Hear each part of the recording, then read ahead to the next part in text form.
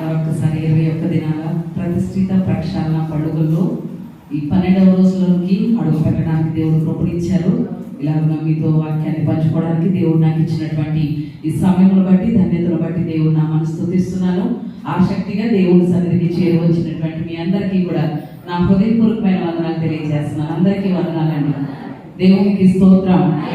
హల్లెలూయా, హల్లెలూయా. చాలాసార్లు దేవుని వాక్యం మనతో మాట్లాడుతూ ఉంటే చాలామంది ఏమనుకుంటూ ఉంటారంటే, ఈరోజు పలానా వాళ్ళు వచ్చి ఉంటే బాగుండు, ఇది నాకు కాదులే అనేసి అని అనుకుంటూ ఉంటాం. ఒక 2 విషయాల్ని మనం ఆలోచన చేద్దాం. వాక్యము దేనికి పోల్చబడింది అనేసి అంటే అర్థానికి పోల్చబడింది. దేనికి చెప్పండి? అర్థానికి.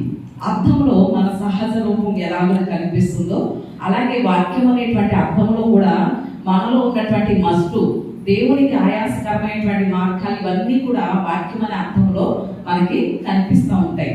కానీ ఇక్కడ ఒక విషయం ఆలోచన చేయాలి. చాలా మంది ఎలాంటి అర్థంలా ఉంటారో తెలుసా? కార్ అర్థంలా ఉంటారు. కార్ అర్థం ఎక్కడ ఉంటుంది? కార్కి సైడ్లు ఉంటాయి. చూసారా ఎప్పుడైనా? కార్కి ఎక్కడ ఉంటాయి చెప్పండి? సైడ్లు 2 అద్దాలు ఉంటాయి. అటు సైడ్ ఇటు సైడ్ ఒకటి, ఇటు సైడ్ ఒకటి, అటు సైడ్ ఒకటి. అవి మనల్ని చూపిస్తాయా? చూపించు. వెనక నుంచి ఏ వెహికల్ వస్తుందో వాటిని చూపిస్తాయి ఆ కార్ అద్దాలు. అలాగే చాలా మంది ఈ వాక్యం పలానా వాళ్ళకి, ఈ వాక్యం పలానా వాళ్ళకి అనుకుంటా ఉంటారు. ఎవరెవరికో చూపిస్తూ ఉంటారు అనమాట. కానీ మనం ఏ అర్థంలో చూసుకోవాలి అంటే వాష్రూమ్లో అర్థం ఉంటుంది.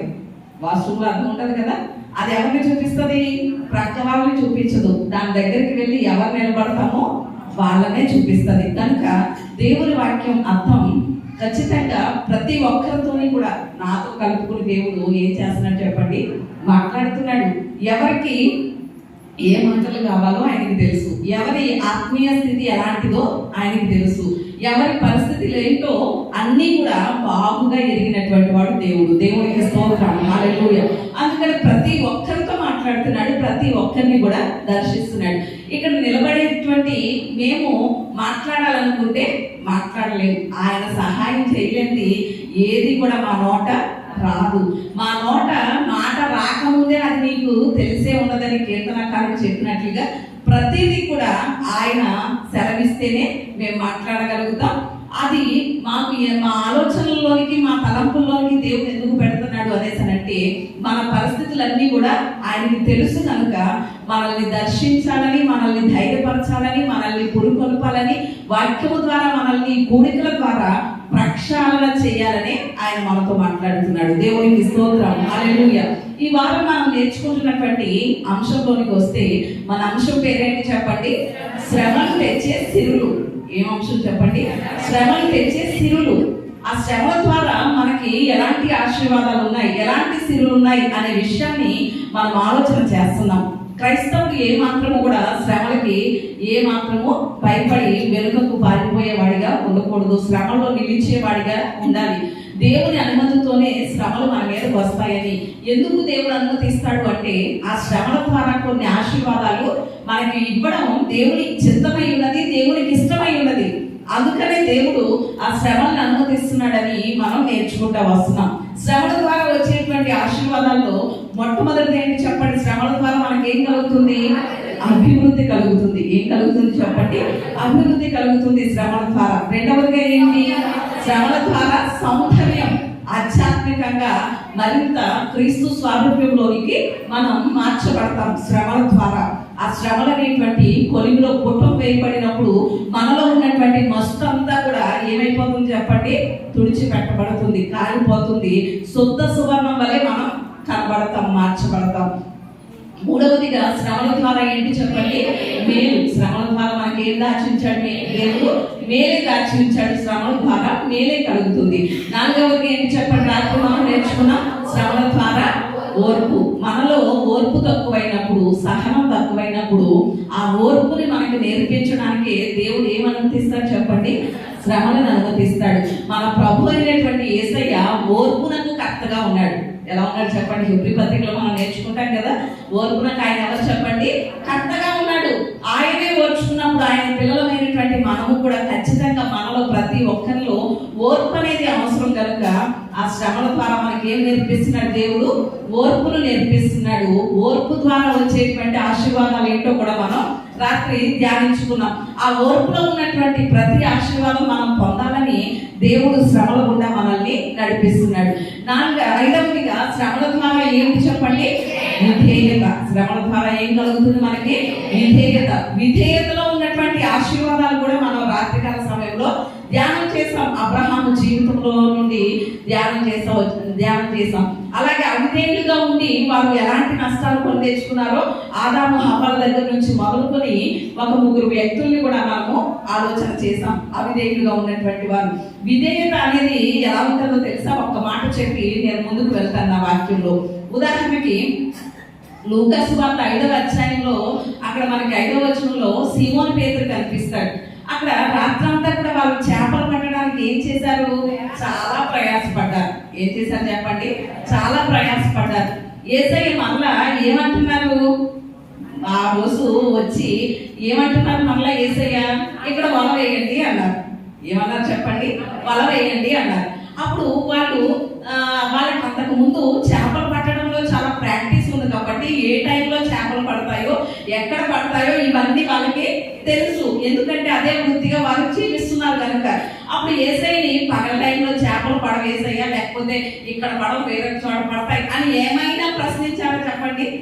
ఏ మాత్రం కూడా ప్రశ్నించలేదు. ఇక్కడ వల వేయండి అన్నాడు యేసయ్య, అంతే. ప్రశ్నించని విధేయత చూపించారు. విస్తారమైనటువంటి చేపలు పడడం అనేది మనం చూస్తున్నాం, ఆశీర్వాదాన్ని. అంటే ఈ రోజు మన జీవితంలో కూడా దేవుడు చెప్పినప్పుడు ఇలా ఎందుకు చేయాలి ప్రభా, ఇలా చేస్తే కాదేమో, అలా చేస్తే బాగుంటుందేమో అని చాలా సార్లు మనం ఏం చేస్తూ ఉంటాం చెప్పండి? దేవుని వాక్యాన్ని ప్రశ్నిస్తూ ఉంటాం. ఇలా చేస్తే జరగదేమో అనేసి మనంతటా మనమే మన సొంత నిర్ణయాలు తీసుకుంటూ ఉంటాం. కానీ దేవుడు చెప్పినప్పుడు ఖచ్చితంగా ప్రశ్నించకుండా మారు మాట మాట్లాడకుండా ఉండడమే దాన్ని ఏమంటారు చెప్పండి? విధేయత అంటారు. ఆ విధేయత ద్వారానే మనం ఏం చూడగలుగుతాం? ఆశీర్వాదాలు చూడగలుగుతాం. ఇంకొక సందర్భాన్ని కూడా నేను గుర్తు చేస్తాను. ఏంటి అనేసానంటే, యేసయ్య బోధ చేస్తా ఉండగా పన్నులు వసూలు చేసేటువంటి వాళ్ళు వచ్చారు యేసయ్య దగ్గరికి. మీ బోధకుడు పన్ను కట్టడా అనేసి అన్నప్పుడు యేసయ్యని పన్ను అడిగినప్పుడు యేసయ్య ఏమన్నాడు? పేతురు గేలం తీసుకుని ఎక్కడికి వెళ్ళు? సముద్రం దగ్గరికి వెళ్ళినప్పుడు ఆ గేలం వేస్తే ఒక చేప పైకి వస్తుంది. ఆ చేప నోట్లో ఏముంటది? షెకెల్ ఉంటది. ఆ షెకెల్ నీకు, ఆ షెకెల్ నా కొరకు ఏం చెల్లించు? పన్ను చెల్లించు అన్నాడు. అప్పుడు పేతురు ఏమనాలి? అప్పటికే పేతురు వలలు ఇవన్నీ విడిచిపెట్టేసి వచ్చేసి ఎవరిని వెంబడిస్తున్నారు? యేసయ్యను వెంబడిస్తున్నారు. వలలు సమస్తాన్ని విడిచిపెట్టిన వాళ్ళ దగ్గర గేలం ఎక్కడ ఉంటది అని ప్రశ్నించాలి కదా. పేతురు ఏం చెయ్యాలి? ప్రభువా, అన్ని విడిచిపెట్టేసి వచ్చేయమన్నావు, వచ్చేసాం, ఇక గేలం ఎక్కడ దొరుకుతుంది మాకు అని ఒక ప్రశ్న వేయాలి కదా. సరే, కొన్ని గేలం ఎక్కడో చూసుకున్నాం. వల వేస్తే చేపల నోట్లో ఏముంటుంది అన్నాడు దేవుడు? షెకెల్ ఉంటది అన్నాడు. అసలు ఆ ఒక్క చేప ఉంటుందా సముద్రంలో? ఇంకే చేప ఉండదా అని ప్రశ్నించాలి. రెండవ ప్రశ్న దేవుడి కదా. మూడవదిగా ఏంటి అంటే, చేప నోట్లో షెకెల్ ఉంటే అది ఎవరిని ఎలా పట్టుకుంటది? పట్టుకోదు కదా. మన నోట్లో ఏదో ఉంది, వేరే దాన్ని పట్టుకోగలుగుతామా? నోట్లో మింగకుండా వేరే ఉంటుందా? మింగలేదు కదా, పెట్టుకోలేదు కదా నోట్లో. అంటే చేప నోట్లో షెకెల్ ఉండగా అది ఎవరిని పట్టుకోలేదు కదా గేలం వేస్తే అని ప్రశ్నించాలి. ప్రశ్నించాడా చెప్పండి? ఏ మాత్రం కూడా ప్రశ్నించలేదు. ఇవన్నీ పేతురుకి తెలుసు, పేతురు అనుభవాలే. కానీ ఏ మాత్రం ప్రశ్నించకుండా సరే ప్రభాని గాలం పట్టుకుని వెళ్ళాడు సముద్రానికి. ఆ పైకి వచ్చి చేప నోట్లో ఉన్న షెకెల్ తెచ్చాడు, పళ్ళు కట్టేశాడు. ఈరోజు చాలా సార్లు మనం కనీసం మన పిల్లల్ని ఏదైనా చేయమని చెప్తా ఉంటే ఇదేంటి మమ్మీ, అదేంటి మమ్మీ అని ఏం చేస్తూ ఉంటారు చెప్పండి? ప్రశ్నలు వేసేస్తూ ఉంటారు. కానీ శ్రమల ద్వారా దేవుడు మనకి ఏం నేర్పిస్తున్నాడో తెలుసా? విధేయత నేర్పిస్తున్నాడు. ఆ విధేయతలోనే గొప్ప ఆశీర్వాదం దాగి ఉంది. దేవునికి స్తోత్రం, హల్లెలూయా. ఈరోజు ఆరవదిగా శ్రమల ద్వారా మనకి కలిగేటువంటి ఆశీర్వాదం ఏంటో ఆరవదిగా కూడా మనం చూద్దాం రండి. శ్రమల ద్వారా మనకి ఏం కలుగుతుంది అని కనుక ఆలోచన చేస్తే, హెబ్రీయులకు రాసినటువంటి పత్రిక 12వ అధ్యాయం, హెబ్రీయులకు రాసినటువంటి పత్రిక 12వ అధ్యాయం 8వ వచనం చదువుకుందాం. 12:8. కుమారులైన వారందరూ శిక్షలో పాలు పొందుచున్నారు. మీరు పొందని ఎడల దుర్పీసులే కానీ కుమారులు కారు. ఇక్కడ ఖచ్చితంగా ఈ గ్రంథకర్త ప్రస్తావిస్తున్నారు. ఏమనో తెలుసా? శిక్షలో పాల్గొన్న వాళ్ళందరూ ఎవరట? కుమారులట. శిక్షలో పాల్గొన్న వాళ్ళందరూ ఎవరట? కుమారులట. ఒకవేళ ఎవరైనా శిక్షను తృణీకరిస్తే, శిక్షను కనుక త్రోసివేస్తే వాళ్ళు కుమారులు కాదు, దుర్బీజులే అని ఖచ్చితంగా రాయడం జరిగింది. శిక్ష అంటే ఏంటి? దేవుడు శ్రమపరచడం అని మనం ఫస్ట్ నుంచి కూడా చూస్తున్నాం. అంటే మన పిల్లల్ని మనం ఎలా శిక్షిస్తామో అలాగే ఆయన పిల్లలమైనటువంటి మనల్ని కూడా అనేక సార్లు మన మంచి త్రోవలో నడవాలని, మనకి శ్రమల ద్వారా వచ్చే ఆశీర్వాదాలు ఇవ్వాలని దేవుడు శిక్షిస్తూ ఉంటున్నాడు కదా. అలాంటప్పుడు ఆ శిక్షలో మనం ఉంటున్నాం. దాని ద్వారా మనం ఏమవుతున్నాం? ఆయనకి కుమారులు అవుతున్నాం. ఒకవేళ శ్రమలు కనుక మనం వద్దు అనుకుంటే, శ్రమలను కనుక త్రోసివేస్తే మనం దేవుడికి ఏమవ్వం చెప్పండి? కుమారులం అవ్వం, పిల్లలం అవ్వం, దుర్బీజులం అవుతామట. ఇది చాలా చాలా భయంకరమైనటువంటి మాట అనేసి అని చెప్పాలి. అంటే ఇక్కడ మనం ఆరోగ్యంగా ఆలోచన చేస్తున్నాం. ఏమిటి అంటే శ్రమల ద్వారా మనకి ఏం కలుగుతుంది అంటే కుమారత్వం కలుగుతుంది.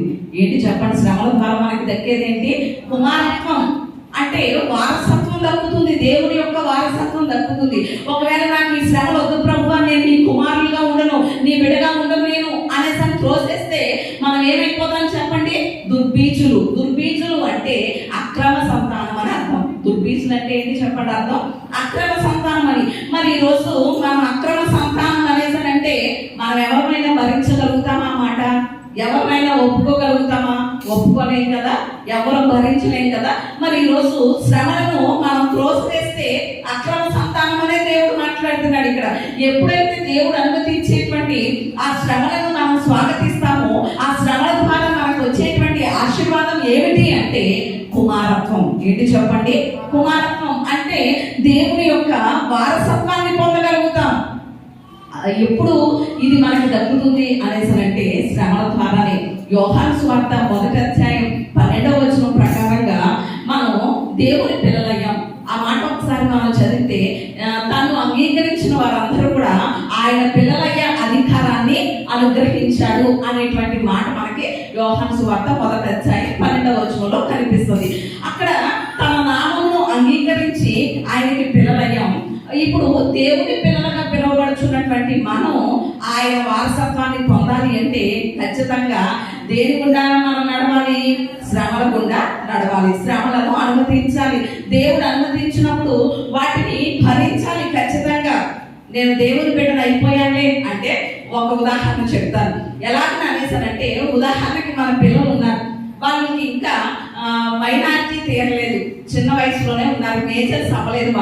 వాళ్ళ పేరు మీద మనం ఆస్తి, మనకు ఉన్నటువంటి ఆస్తిని వాళ్ళ పేరు మీద రాస్తే చెల్లుతుందా? చెల్లదు. ఎందుకంటే వాళ్ళకి ఏం తీరలేదు? మైనారిటీ తీరలేదు కదా. వాళ్ళు వారసులు అవ్వాలి అంటే మనం సంపాదించినటువంటి స్వాస్థ్యానికి, మన ఆస్తికి అంతటికీ కూడా వారు వారసులు అవ్వాలి అంటే ఎప్పుడు అవుతారు? మేజర్ అయిన తర్వాతే కదా, మైనారిటీ తీరిన తర్వాతే కదా వారు వారసులు అవుతారు. అలాగే ఈ రోజు ఎవరైతే తనని అంగీకరిస్తారో వాళ్ళందరూ దేవుని పిల్లలు అనబడ్డారు. మనం నమ్మి బాప్తిస్మం పొందినప్పుడే మనం ఎవరి పిల్లలుగా చేయబడ్డాం? దేవుని పిల్లలుగా చేయబడ్డాం. మరి ఇప్పుడు చిన్న పిల్లలుగా ఇంకా వారసత్వం లేకుండానే ఉందామా, లేక దేవుని ఆస్తికి, దేవుని స్వాస్థ్యానికి హక్కుదారులు అవుదామా? ఎంతమంది దేవుని స్వాస్థ్యానికి, ఆయన యొక్క ఆస్తికి హక్కుదారులు అవ్వాలని కోరుకుంటున్నారో దేవుని స్తోత్రం చెప్తాం. హల్లెలూయా. మన ఇంట్లో మన తల్లిదండ్రులు సంపాదించినటువంటి చిన్నపాటి ఆస్తికే మనం ఏం చేస్తూ ఉంటాం? పోటీలు పడిపోతూ ఉంటాం. నాకు అనేసి నా వారసత్వం కావాలి ఆస్తి కోసం ఈ రోజు ఎన్నెన్నో తగాదాలు వచ్చేస్తున్నాయి. మరి దేవుని ఆస్తి ఏమైనా తక్కువ చెప్పండి? ఆయన పరలోకపు ఆస్తి అంతా కూడా ఆ కుమారత్వం పొందినటువంటి మనకే కదా. ఆయన వారసత్వం, ఆయన అనుగ్రహించేటువంటి సమస్తానికి కూడా మనల్ని ఎలా చేస్తున్నాడు? ఆయన వారసులుగా చేస్తున్నాడు. తన స్వాస్థ్యం మీద మనకి హక్కులు ఇస్తున్నాడు. నడిపిస్తున్నాడు. అది ఎప్పుడు వస్తుందో తెలుసా? మనం ఎదిగినప్పుడే. ఎప్పుడు ఎదుగుతాం అంటే శ్రమల ద్వారానే మనం ఎదిగిన వారం అవుతాం. దేవునికి స్తోత్రం, హల్లెలూయా. ఇక్కడ ఈ హెబ్రీ గ్రంథకర్త అదే అంటున్నాడు.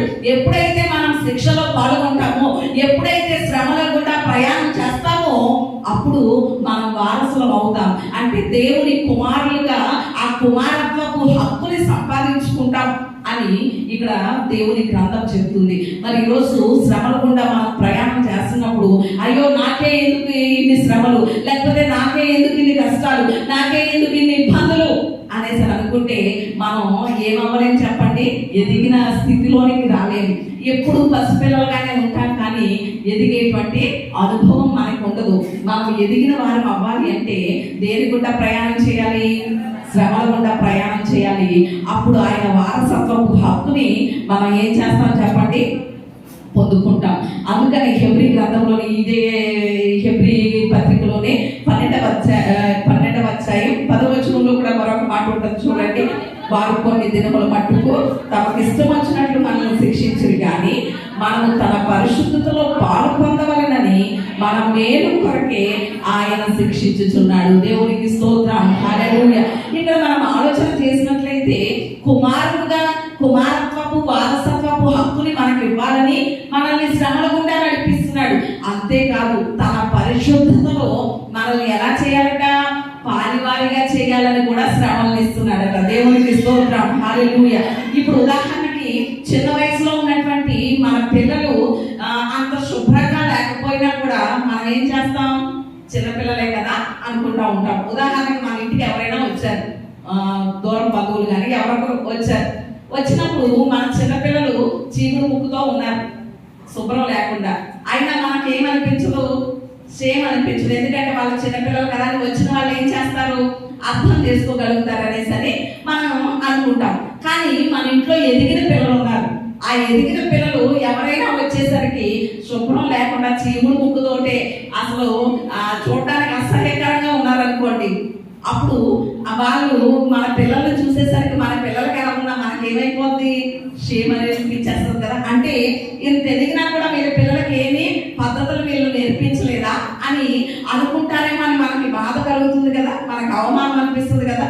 అలాగే మనల్ని కూడా ఎందుకని శ్రమల గుండా దేవుడు నడిపిస్తున్నాడు అని అర్థం చేసుకోవాలి అంటే ఎదిగిన వారిగా అవ్వాలని, అలాగే తన పరిశుద్ధతలో కూడా మనం ఎలా ఉండాలట? పాలివారం అవ్వాలట. అంటే ఆయన ఎలాంటి పరిశుద్ధుడో, ఎంత పరిశుద్ధుడో మనము కూడా ఆయనతో సమాన వారసులుగా ఉండాలి. అంటే ఆయనతో పాటు ఎలా ఉండాలి? పరిశుద్ధులుగానే ఉండాలి. దేవునికి స్తోత్రం, హల్లెలూయా. ఈ పరిశుద్ధత అనేది మనకి ఎప్పుడు వస్తుందో తెలుసా? శ్రమల గుండా ప్రయాణం చేసినప్పుడే వస్తుంది. లేకపోతే మనకి ఏం రాదు చెప్పండి? పరిశుద్ధత రాదు. మనకి ఎటువంటి శ్రమలు కానీ, ఇబ్బందులు కానీ, ఇరుకులు కానీ లేకపోతే లోకంలో మన ఇష్టానుసారంగా మనం జీవించేస్తూ ఉంటాం. అసలు లోక మాలిన్యం మనకి అంటుకుందనేటువంటి విషయాన్ని గ్రహించకుండా బ్రతికేస్తూ ఉంటాం. అందుకని కొన్నిసార్లు మనల్ని పరిశుద్ధపరచడం కొరకు దేవుడు మనల్ని వేటికుండా నడిపిస్తాడు చెప్పండి? శ్రమల గుండా నడిపిస్తాడు. ఎందుకంటే మనం ఆరాధిస్తున్నటువంటి దేవుడు పరిశుద్ధుడై ఉన్నాడు. అందుకని ఆయన అంటున్నాడు ఏమో తెలుసా? పేతురు రాసినటువంటి మొదటి పత్రిక 1వ అధ్యాయం 16వ వచనంలో చూస్తే అక్కడ రాయబడినటువంటి మాట ఏంటో తెలుసా? మిమ్మల్ని పిలిచిన వాడు పరిశుద్ధుడు కనుక మీరును పరిశుద్ధులై ఉండుడి. దేవుడికి స్తోత్రం, హల్లెలూయా. మనల్ని పిలిచినటువంటి దేవుడు ఎవరట? పరిశుద్ధుడు. కాబట్టి మనము ఎలా ఉండాలట? పరిశుద్ధులుగానే ఉండాలి. ఇప్పుడు మనము గొప్పవారమైనా మన పిల్లలు కూడా ఏమవ్వాలనుకుంటాం? గొప్పవారుగానే ఉండాలనుకుంటాం. కానీ వాళ్ళు ఏమాత్రం మనకన్నా తక్కువ వారిగా ఉండాలనేసి అనుకోం కదా. మరి ఇప్పుడు మనం ఆరాధిస్తున్నటువంటి దేవుడు పరిశుద్ధుడు. ఆయన బిడ్డలమైనటువంటి మనందరం కూడా ఎలా ఉండాలనుకుంటున్నాడు? పరిశుద్ధులుగానే ఉండాలనుకుంటున్నాడు. లేవి గ్రంథంలో కూడా మనం చూస్తే లేవియా కాలంలో కూడా అదే మాట ఉంటుంది. నేను పరిశుద్ధుడనై ఉన్నలాగా మీరు కూడా ఎలా ఉండండి? పరిశుద్ధులై ఉండు అనేటువంటి మాట మనకి కనిపిస్తుంది. అంటే మనం ఇక్కడ ఆలోచన చేస్తున్నాం. 6వదిగా ఏంటి మనకి ఈ శ్రమల ద్వారా కలిగే ఆశీర్వాదం ఏమిటి అని కనుక ఆలోచన చేస్తే శ్రమల ద్వారా ఏంటంటే కుమారత్వం కలుగుతుంది. ఏంటి చెప్పండి? కుమారత్వం అంటే వారసత్వపు హక్కుని మనం సంపాదించుకుంటున్నాం. ఆయన మన తండ్రిగా మనం భావించామా లేదా చెప్పండి? భావించాం కదా. ఆయన్ని కనుక తండ్రి అని మనం భావించకపోతే అబ్బా తండ్రి అని ఇప్పుడు మన ప్రార్థనలో ఎందుకు మొదలు పెడుతున్నాం ఆయనకి? అదే మాట గలతీయులకు రాసినటువంటి పత్రికలో పౌలు గారు ప్రస్తావిస్తారు. ఏమనంటే గలతీయులకు రాసినటువంటి పత్రిక 4వ అధ్యాయం 6వ వచనాన్ని బట్టి మనం ఆలోచన చేస్తే 4:6లో అక్కడ రాయబడిన మాట ఏంటో తెలుసా? మీరు కుమారులై ఉన్నందున అబ్బా తండ్రి నాయన అని ఏం చేస్తున్నామట? మొర పెడుతున్నామట. అంటే దీన్ని బట్టి చెప్పండి, మనం ఆయన బిడ్డలమా కాదా? బిడ్డలమే కదా. మరి ఆయన బిడ్డలమైనటువంటి మనం ఆయన వారసత్వపు హక్కుని, ఆయన స్వాస్థ్యాన్ని మనం పొందాలి అంటే ఖచ్చితంగా ఆయన అనుమతించినటువంటి శ్రమల గుండా మనం నడవలసిన వారమై ఉన్నాం. అప్పుడే మనం ఆధ్యాత్మికంగా ఎదిగినటువంటి స్థితిలోకి రాగలుగుతాం. ఆయన ఇచ్చేటువంటి ఆ వారసత్వాన్ని, ఆయన కలిగి ఉన్నటువంటి ప్రతి స్వాస్థ్యాన్ని కూడా మనం పొందుకోగలుగుతాం, హక్కుని సంపాదించగలుగుతాం ఆయన స్వాస్థ్యం మీద. అది 6వ ఆశీర్వాదం. 7వదిగా కూడా మనం చూద్దాం. శ్రమల ద్వారా మనకి కలిగేటువంటి ఆశీర్వాదం ఏమిటి అని కనుక ఆలోచన చేస్తే 7వదిగా పేతురు రాసినటువంటి మొదటి పత్రిక మొదటి అధ్యాయం 7వ వచనం చూద్దాం.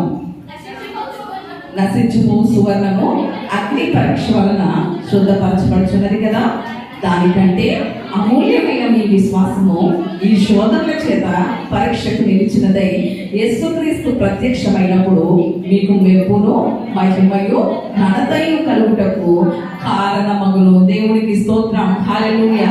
ఇక్కడ 7వదిగా ఈ శ్రమల ద్వారా మనకు కలిగేటువంటి ఆశీర్వాదం ఏమిటి అని ఆలోచన చేస్తే ఇక్కడ సువర్ణం గురించి పేతురు తన పత్రికలో రాస్తూ మాట్లాడుతున్నాడు. ఈ శ్రమలు, ఈ శోధనలు మీరు అనుభవించిన తరువాత మీకు ఏం కలుగుతుంది అనేసి అని అంటే అక్కడ మెప్పు కలుగుతుందట. 3 ఉన్నాయి అక్కడ. ఏంటి చెప్పండి? ఒకటేంటి? దేవుడి ద్వారా మెప్పు కలుగుతుందట. 2వది ఏంటి? మహిమ కలుగుతుందట. 3వది ఏంటి చెప్పండి? ఘనత కలుగుతుందట. దేవునికి స్తోత్రం. అంటే దేవుడి ద్వారా మనకి మెప్పు కలగడం కొరకు, ఆయన ద్వారా ఆయన ఇచ్చేటువంటి ఆ మహిమను పొందడం కొరకు, ఆయన ద్వారా ఘనపరచబడుట కొరకు, ఘనత పొందుకోవడం కొరకు దేవుడు మనకేమిస్తున్నాడు? శ్రమలను అనుమతిస్తున్నాడు. దేవునికి స్తోత్రం. హల్లెలూయా. మరి ఈరోజు ఎంతవరకు ఆ శ్రమల గుండా మనం ప్రయాణం చేయడానికి ఇష్టపడుతున్నాం, శ్రమల గుండా నడవడానికి ఇష్టపడుతున్నాం అనేది ఎంతైనా కూడా ఆలోచన చేయాలి. ఇక్కడ మనం ఆలోచన చేస్తే ఆయన శ్రమల ద్వారా మనకి ఏమిస్తున్నాడు చెప్పండి? మెప్పు అనేసరంటే మనల్ని మనం మెచ్చుకోవడం. చాలా సార్లు ఏమనుకుంటారు తెలుసా? కొంతమంది వాళ్ళని వాళ్ళు మెచ్చుకుంటారు, నా అంతటి వాళ్ళు లేరు అనేసరి మనల్ని మనం మెచ్చుకోవడం అనేది ఒక మెప్పు. అదే 2వదిగా మనం ఆలోచన చేస్తే కొంతమంది మనుషులు మనల్ని ఏం చేస్తూ ఉంటారు? మెచ్చుకుంటూ ఉంటారు. మనుషులు మెప్పేమైనా శాశ్వతమా చెప్పండి? ఒకసారి మంచి అంటారు, రెండోసారి చెడ్డ అంటారు. మనుషులు మెప్పు ఏమాత్రం కూడా మనం తీసుకోనక్కర్లేదు. ఇప్పుడే మెచ్చుకుంటారు, తర్వాతే మనల్ని తిట్టుకుంటూ ఉంటారు మనం వెళ్ళిన తర్వాత. అందుకని మనుషుల మెప్పులు మనం ఏమి మాత్రం కోరుకోనక్కర్లేదు. మన మెప్పు అంటారా మన డబ్బా మనం కొట్టుకోవడంలో ఏమాత్రం ప్రయోజనం ఏమీ లేదు. కానీ మనల్ని ఎవరు మెచ్చుకోవాలి, మనకి ఎవరు మెప్పు కావాలి అనేసరంటే దేవుడే మనల్ని మెచ్చుకోవాలి. దేవుడికి స్తోత్రం. అందుకని అపోస్తలుడైనటువంటి పౌలు కొరింథీయులకు రాసినటువంటి పత్రికలో అంటాడు, ఏమో తెలుసా? ప్రభువు మెచ్చుకొని వాడే యోగ్యుడు. ఎవరు మెచ్చుకుని వాడట? ప్రభువు ఎవరినైతే మెచ్చుకుంటాడో, ఎవరినైతే అభినందిస్తాడో, ఎవరినైతే శభాష్ అంటాడో వాళ్ళే యోగ్యులు. కానీ తమను తాము మెచ్చుకునే వాళ్ళు కానీ, మనుషుల ద్వారా మెప్పు పొందేవారు కానీ ఎవరు కాదట? యోగ్యులు కాదట. దేవుని మెప్పు మనకి కావాలి. ఇక్కడ 2వది ఏం కలుగుతుంది? శ్రమల ద్వారా మనకి మహిమ కలుగుతుంది. ఆదాము అవ్వలు దేవుని యొక్క మహిమను పోగొట్టుకున్నారు. ఆ ఏదేను వనంలో వారు పోగొట్టుకున్నటువంటి మహిమను దేవుడు మనకి ఇవ్వడానికి ఇష్టపడుతున్నాడు. ఆ మహిమను మనం పొందాలి అంటే, ఆ మహిమ రాజ్యంలో మనం ప్రవేశించినప్పుడు మన దేహ శరీరాలు మహిమ గల శరీరములకు సమరూపం గలదానిగా మార్చబడాలి అంటే ఖచ్చితంగా దేని గుండా మనం ప్రయాణం చేయాలి చెప్పండి?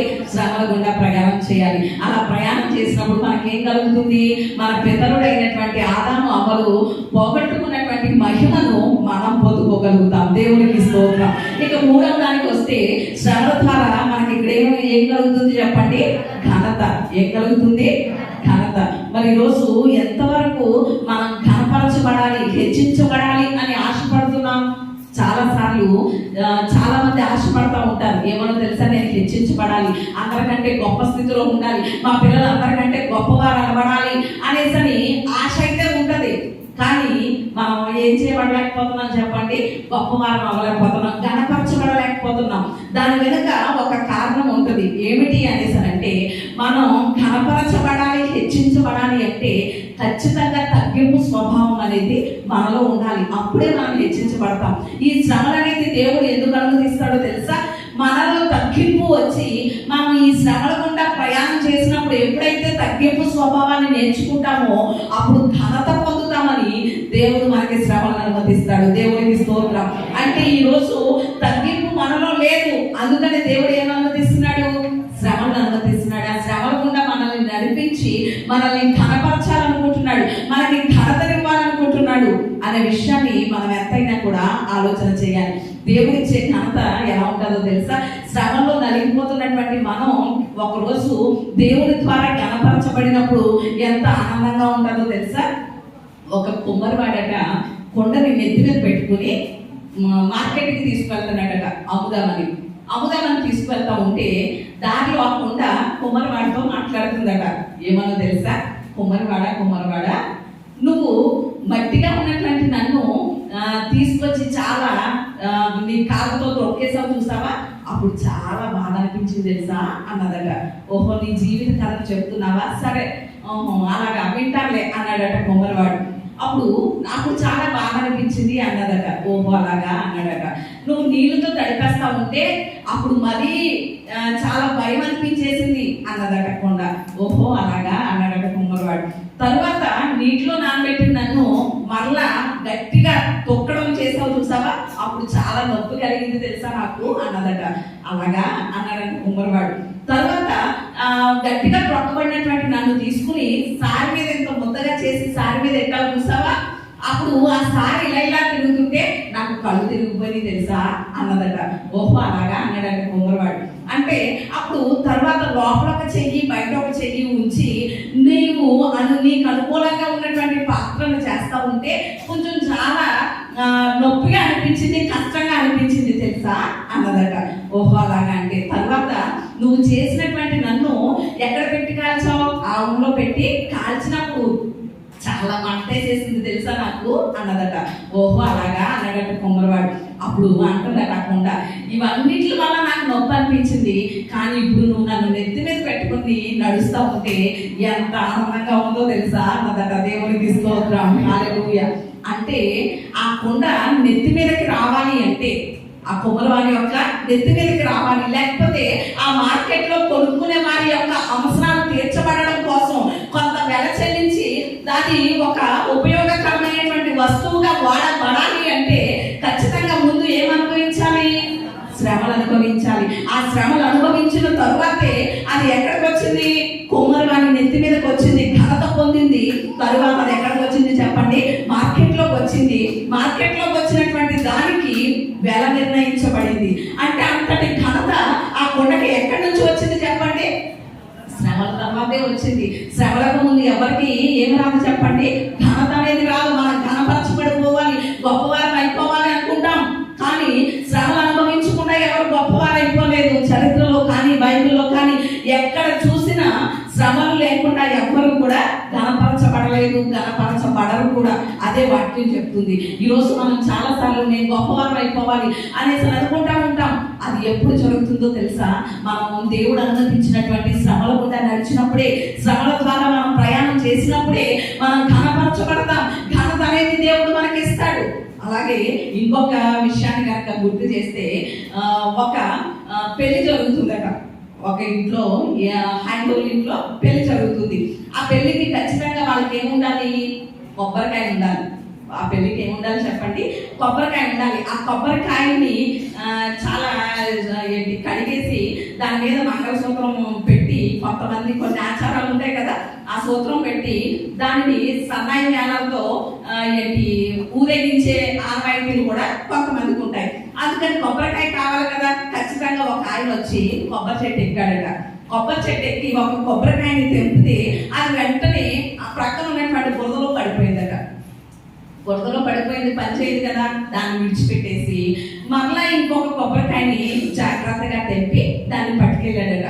పట్టుకెళ్తే ఆ కొబ్బరికాయని మినరల్ వాటర్తో స్నానం చేయించి వాళ్ళు నిర్ణయించినటువంటి ఆ సిద్ధపరిచినటువంటి ఆ మంగళసూత్రాన్ని దాని మీద పెట్టి దాన్ని సన్నాయి మేళాలతో ఏం చేస్తున్నారు, ఊరేగిస్తున్నారట. ఊరేగిస్తున్నప్పుడు ఆ కొబ్బరికాయకి ఎండ తగలకుండా గొడుగు కూడా పట్టుకున్నారట. అలా ఊరేగిస్తూ ఉంటుంటే ఈ కొబ్బరి చెట్టు దగ్గర బురదలో పడిపోయిన కొబ్బరికాయ చూసారా, ఆ స్థలానికి ఆ ఊరేగింపు వచ్చిందట. వచ్చినప్పుడు ఆ గొడుగు కింద ఊరేగింపులో ఉన్నటువంటి కొబ్బరికాయ బురదలో ఉన్న కొబ్బరికాయతో మాట్లాడుతుందట.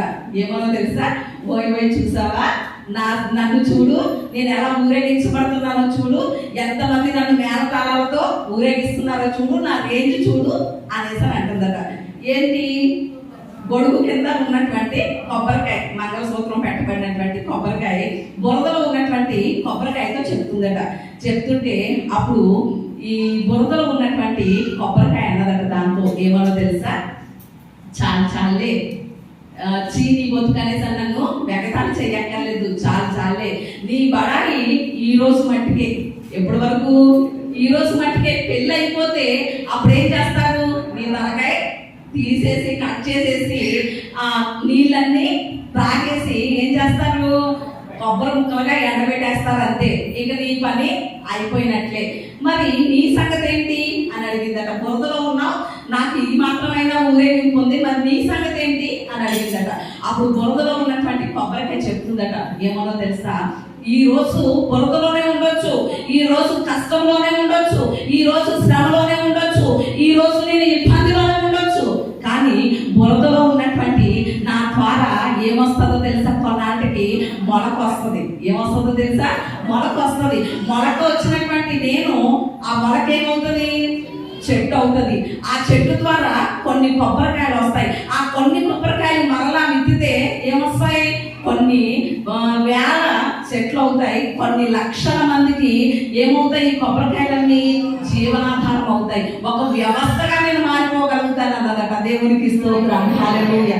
అంటే ఈ రోజు శ్రమల గుండా మనల్ని దేవుడు నడిపిస్తున్నాడు. అంటే ఈ రోజు మనం శ్రమలో ఉన్నామని, కష్టంలో ఉన్నామని, ఇబ్బందులో ఉన్నామని, లేకపోతే మిగిలిన వారికన్నా తక్కువ స్థితిలో ఉన్నామని, ఆర్థికంగా ఇబ్బందుల్లో ఉన్నామని ఏమాత్రం కూడా మనం ఏమక్కర్లేదు, చెప్పండి, బాధపడక్కర్లేదు, భయపడక్కర్లేదు.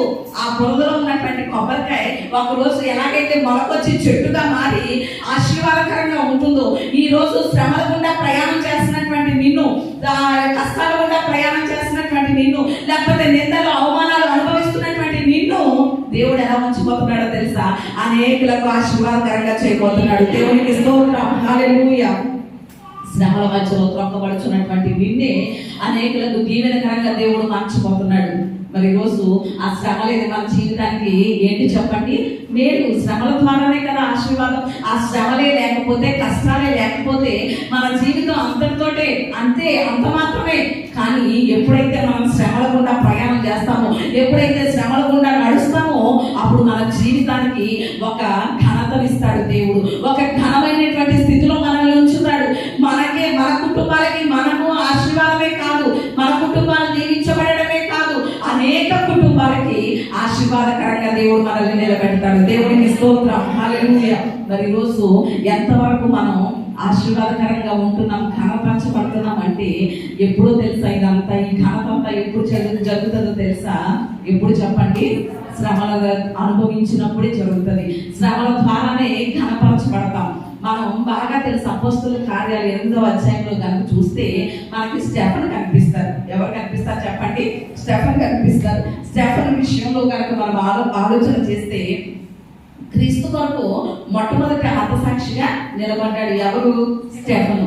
ఈ స్టెఫన్ని హతసాక్షిగా చేసేటప్పుడు ఆయన ఒక శ్రమల కొలిమిలో ఉన్నారు. వాళ్ళందరూ ఏం చేస్తున్నారు, స్టెఫన్ని రాళ్ళతో కొట్టి చంపేస్తున్నారు. అంటే ఎంతగా హింసించబడుతున్నాడో, ఎంతగా శ్రమపరచబడుతున్నాడో మనం ఆలోచన చేస్తున్నాం. ఒక కొట్టి చంపడం అంటే ఎంత భయంకరమైనటువంటి హింస. అంతలాంటి హింసలో, అంతలాంటి శ్రమలో స్టెఫెనుకి 3 ఘనతలు దక్కినాయి, 3 ఆశీర్వాదాలు దక్కినాయి. అవేంటో చెప్పమంటారా? మొట్టమొదటిగా స్టెఫెనుకి ఏం ఘనత దక్కింది, ఏం ఆశీర్వాదం దక్కింది ఆ శ్రమలో అనేసి మనం చూస్తే, దేవుని కుమారుణ్ణి చూస్తున్నాడు. అక్కడ పలుకుతాడు కదా, నేను దేవుడు ఆయన సింహాసనం మీద కూర్చుని ఉండడం, దేవుని కుమారుణ్ణి చూస్తున్నాను అనేసి అని చెప్తాడు కదా. అంటే అక్కడ శ్రమలో స్టెఫెనుకి దక్కింది ఏంటి చెప్పండి? దేవుని కుమారుణ్ణి చూచేటువంటి ధన్యత దక్కింది. రెండవదిగా యేసు దేవుని కుడి పార్శ్వమున నిలిచి ఉండడం కూడా ఎవరికి కనిపించింది? స్టెఫెనుకి కనిపించింది. ఈరోజు మనం ఎవరైనా ఆ దర్శన భాగ్యాన్ని చూడగలిగామా? చూడలేదు కదా. కానీ స్టెఫెను అంత శ్రమలో హింసించబడుతున్నటువంటి ఆ స్టెఫెనుకి దేవుడు ఇచ్చినటువంటి ఆధిక్యతలు చూడండి, దేవుడు ఇచ్చిన ఆశీర్వాదాలు చూడండి. మొట్టమొదటిగా దేవుని కుమారుణ్ణి చూస్తున్నాడు. తర్వాత యేసయ్య దేవుని కుడి పార్శ్వం ముందు నిలిచి ఉండడం చూస్తున్నాడు. అలాగే మూడవదిగా ఆకాశం తెరవబడడం కూడా చూస్తున్నాడు. దేవునికి స్తోత్రం. అంతగా హింసించబడి శ్రమ పెట్టబడుతున్నటువంటి స్టెఫెనుకి దక్కిన ఆశీర్వాదాలు ఇహలోక సంబంధమైనవి కాదు. అక్కడ చనిపోయేటువంటి పరిస్థితుల్లో ఇహలోక సంబంధమైన ఆశీర్వాదాలు ఇంకేం చేసుకుంటాడు? ఈ లోకాన్ని విడిచిపెట్టి వెళ్ళిపోబోతున్నాడు, చనిపోతున్నాడు కదా. ఇక లోక సంబంధమైన ఆశీర్వాదం స్టెఫెనుకి అవసరం లేదు. కాబట్టి దేవుడు పరలోక సంబంధమైన 3 ఆశీర్వాదాలు స్టెఫెనుకి ఇచ్చాడు. అక్కడ ఆకాశం తెరవబడడం చూస్తున్నాడు, దేవుని కుమారుడిని చూస్తున్నాడు, దేవుని యేసయ్య దేవుని కుడి పార్శ్వం ముందు నిలిచి ఉండడం కూడా చూస్తున్నాడు. అంటే అలాంటి గొప్ప ఆధిక్యత, ఆ గొప్ప దర్శన భాగ్యం స్టెఫెనుకి ఎప్పుడు కలిగింది? ఎప్పుడు కలిగింది చెప్పండి? హింసించబడేటప్పుడే కదా, శ్రమ పట్టబడేటప్పుడే కదా. మామూలుగా చాలా రోజులు భూమి మీద ఉన్నాడు స్టెఫెను. అప్పుడు ఎప్పుడైనా ఆ భాగ్యం కలిగిందా స్టెఫెనుకి? లేదు. ఎప్పుడైతే హింసించబడ్డాడో, శ్రమ పెట్టబడ్డాడో అప్పుడే ఆ భాగ్యం కలగడం జరిగింది. దేవుని వాక్యం కూడా మనకేం చెప్తుందో తెలుసా? శ్రమ పొందినటువంటి విశ్వాసుల్ని దేవుని వాక్యం దేనితో పోల్చిందో తెలుసా? బంగారంతో పోల్చింది. దేవునికి స్తోత్రం. హల్లెలూయా. మనం చదువుకున్నటువంటి వచనంలో ఉంది కదా మాట, పేతురు పత్రికలో 1:7 వచనంలో, ఎవరైతే శ్రమ పెట్టబడతారో ఆ విశ్వాసులు దేనికి సాదృశ్యంగా ఉన్నారు చెప్పండి? బంగారానికి సాదృశ్యంగా ఉన్నారు. సువర్ణం అంటే ఏంటి చెప్పండి? బంగారం. బంగారాన్ని అగ్నితో కాల్చినప్పుడు అది మరింతగా అందం వస్తుంది, మరింతగా సౌందర్యం దానికి వస్తుంది తప్ప ఏమాత్రం అది కరిగిపోదు. మరి అవిశ్వాసుల్ని దేంతో పోల్చబడ్డారో తెలుసా? సీసంతో పోల్చబడ్డారు. అవిశ్వాసులు దేంతో పోల్చబడ్డారు? సీసం.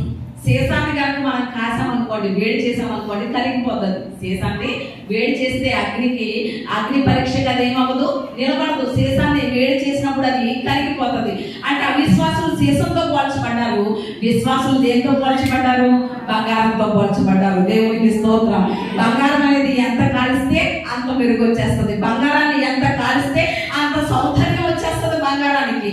ఈరోజు మనం శ్రమల ద్వారా కాల్చబడేటప్పుడు మరింతగా దేవుడు మనల్ని ఏం చేస్తున్నాడు అంటే ఘనపరుస్తున్నాడు. శ్రమల ద్వారా దేవుడు మనకి ఘనతనిస్తున్నాడు అని మనం ఎంతైనా కూడా అర్థం చేసుకోవాలి. ఈరోజు ఇంకా మన కుటుంబాలు ఘనపరచబడకుండా ఉన్నాయి అంటే ఒకవేళ మనలో తగ్గింపు లేదేమో, ఆ విషయాన్ని మనం ఎంతైనా ఆలోచన చేయాలి. ఈరోజు క్రైస్తవ సమాజం ఎలా మారిపోయిందో తెలుసా? ఎవరికైనా దేవుడు కొన్ని తలాంతులు ఇచ్చాడు అనుకోండి, లేకపోతే కొంత ధనం ఇచ్చాడు అనుకోండి, లేకపోతే ఏమైనా టాలెంట్స్ ఇచ్చాడు అనుకోండి, వాటిని బట్టి ఏం చేసేస్తూ ఉంటారు? గర్వించేస్తూ ఉంటారు, అతిశయించేస్తూ ఉంటారు తప్ప ఏమాత్రం తగ్గింపు అనేది వాళ్ళలో ఉండదు. అంత టాలెంట్ ఉండి, అన్ని తలాంతులుండి కూడా ఈ రోజు ఘనమైనటువంటి స్థితిలో లేనటువంటి వారు చాలా మంది ఉన్నారు. ఎందుకు ఆ ఘనత పొందుకోలేకపోతున్నారో తెలుసా? వాళ్ళలో తగ్గింపు స్వభావం లేకపోవడం ద్వారా. దేవుడి చిత్తం ఘనపరచడమే, మనకి ఘనతనివ్వడమే, మనల్ని గొప్ప స్థితిలో ఉంచడమే, మనల్ని ఎత్తైనటువంటి శిఖరాలకు ఎక్కించడమే దేవుడి ఉద్దేశం. కానీ టాలెంట్స్ ఇవన్నీ అందుకే ఇస్తున్నాడు దేవుడు, తలాంతులన్నీ కూడా. కానీ ఈరోజు ఆ తలాంతులను బట్టి గర్వం ద్వారా దేవుడి యొక్క ఘనతను చాలా మంది పొందుకోలేకపోతున్నారు. ఒక 2 వ్యక్తుల్ని నేను జ్ఞాపకం చేసిన మాటలు ముగిస్తాను. బ్రెజిల్ దేశంలో కజూజా అనేటువంటి ఒక యవనస్తుడు ఉండేవాడు. ఆయన పేరేంటి చెప్పండి? కజూజా. పేరు పలకండి ఒకసారి, చాలా విచిత్రంగా అనిపిస్తుంది కదా. బ్రెజిల్ దేశంలో కజూసా అనేటువంటి ఒక యవనస్తుడు ఉన్నాడు.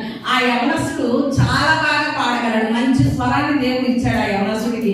ఆ అబ్బాయి పాటలు ఎప్పటి నుంచి మొదలు పెట్టాడు అంటే, ఆ అబ్బాయి చిన్న వయసులోనే 9వ సంవత్సరంలో ఉన్నప్పుడే ఆ అబ్బాయిని చక్కగా పాడటం అనేది దేవుడు మంచి స్వరాన్ని ఇచ్చాడు. మంచిగా పాడేటువంటి తలాంతులు ఆ అబ్బాయికి దేవుడు ఇవ్వడం అనేది జరిగింది. తర్వాత అలా పాడుతూ ఉంటుంటే తర్వాత ఎదిగే కొలది కూడా పాటలు రాయడం, రచయితగా మారడం, కవిగా మారడం, ఇలా చాలా ఫేమస్ అయిపోయాడు. ఆ బ్రెజిల్ దేశంలో ఎవరిని అడిగినా ఈ అబ్బాయి పేరే ఏమంటారు, కజూసా కజూసా కజూసా. ఎవరిని కలిపినా ఈ అబ్బాయి పేరే. అంత పబ్లిసిటీ అయిపోయాడు, అంత ఫేమస్ అయిపోయాడు. చాలా చాలా దేవుడు హెచ్చించాడు.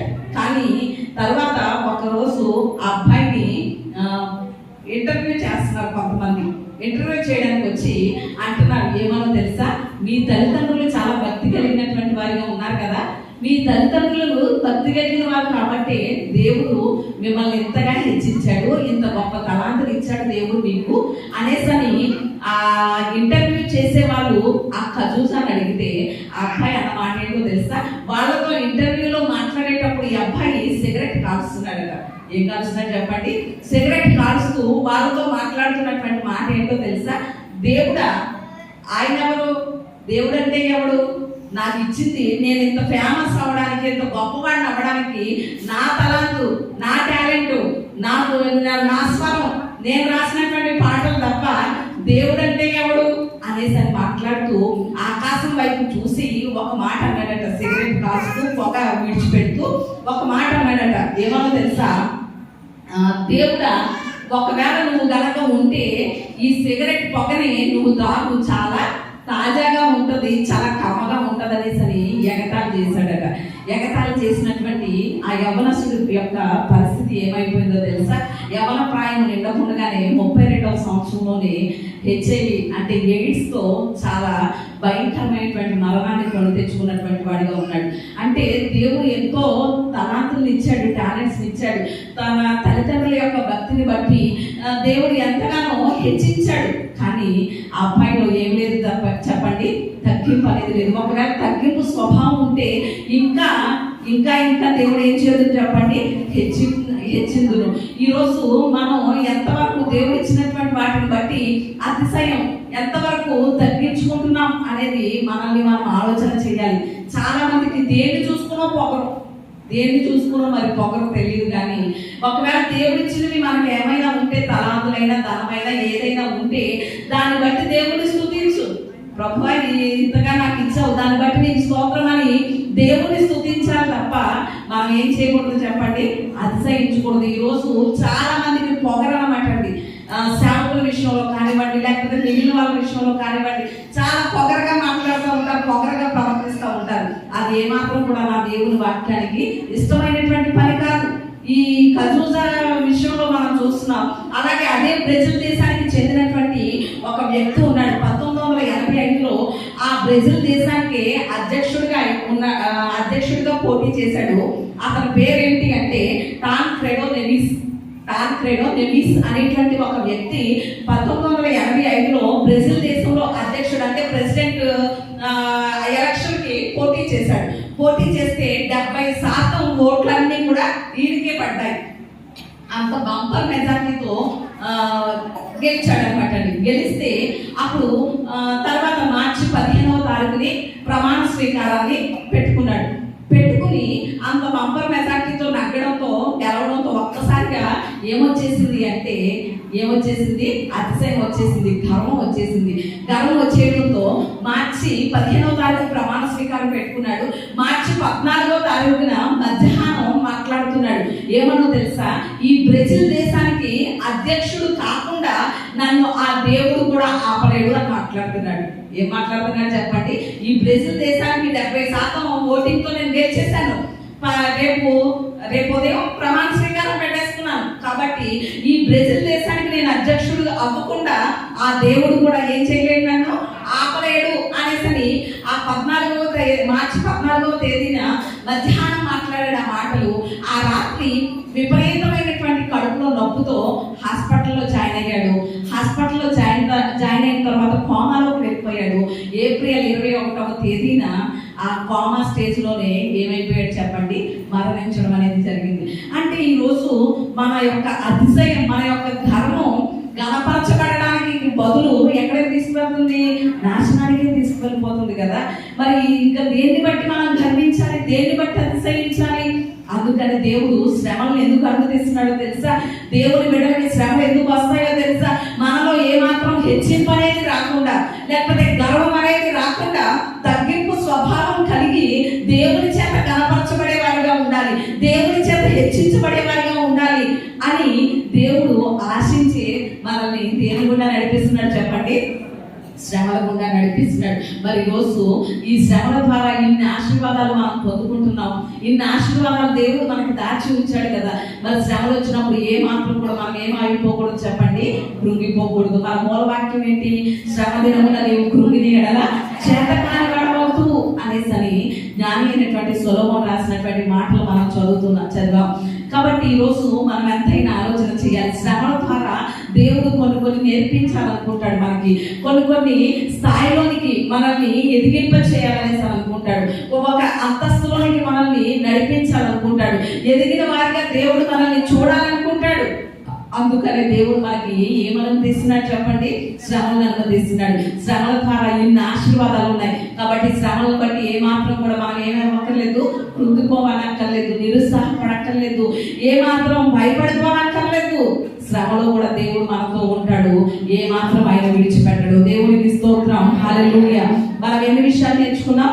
7 విషయాలు. మొట్టమొదటి ఏం చెప్పండి? శ్రమల ద్వారా అభివృద్ధి కలుగుతుంది. రెండవది శ్రమల ద్వారా సౌందర్యం కలుగుతుంది. మూడవది ఏంటి చెప్పండి? శ్రమల ద్వారా మేలు కలుగుతుంది. నాలుగవది శ్రమల ద్వారా మనకి ఓర్పు కలుగుతుంది. ఐదవది శ్రమల ద్వారా విధేయత కలుగుతుంది. ఆరవది శ్రమల ద్వారా కుమారత్వం, దేవుని వారసత్వపు హక్కును పొందుకుంటాం. ఏడవది శ్రమల ద్వారా మనకి ఘనత కలుగుతుంది, ఘనపరచబడతాం. మన కుటుంబాన్ని హెచ్చించబడమే కాదు, అనేకులకు దీవెనకరంగా, ఆశీర్వాదకరంగా దేవుడు మనల్ని మార్చిపోతున్నాడు. అట్టి కృప దేవుడు మనందరికీ దయచేయునుగా.